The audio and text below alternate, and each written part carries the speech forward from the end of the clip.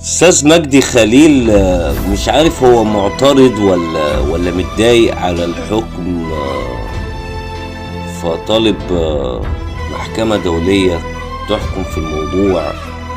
انا معرفش هو يقصد ايه بصراحة. انا مش فاهم حاجة من الرسالة اللي هو عايز يوصلها للناس او الشارع المصري. ونرفض التحريض ضد الاقباط، نرفض الظلم. يا جماعة، الموضوع ملهوش دعوة بنصارى ومسلمين، ملهوش دعوة الموضوع ولا بنصارى ولا مسلمين. الموضوع موضوع ان في حد اخطأ، واللي اخطأ ده المفروض ان هو يتعاقب، والجزاء من جنس العمل. ليه واخدين الموضوع على محمل الفتنة؟ يعني الولد ده، الطفل ده لو كان مسيحي كنا احنا هنتهاون في حقه؟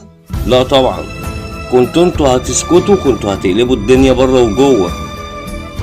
انما احنا ما حولناش الموضوع لفتنة طائفية ولا حاجة. بالعكس، احنا شايفين ان حد مخطئ زيه زي اي حد. بعدين احنا في مصر ما فيش عندنا مسلم ومسيحي، احنا مصريين في الاول وفي الاخر.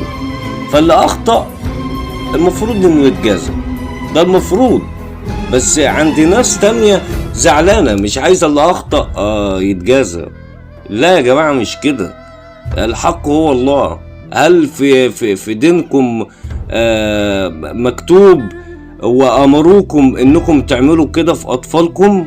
لا طبعا. ده حاجة لا ترضي يهودي ولا نصاري ولا مسلم. دي حاجة ملهاش دعوة، دي جريمة.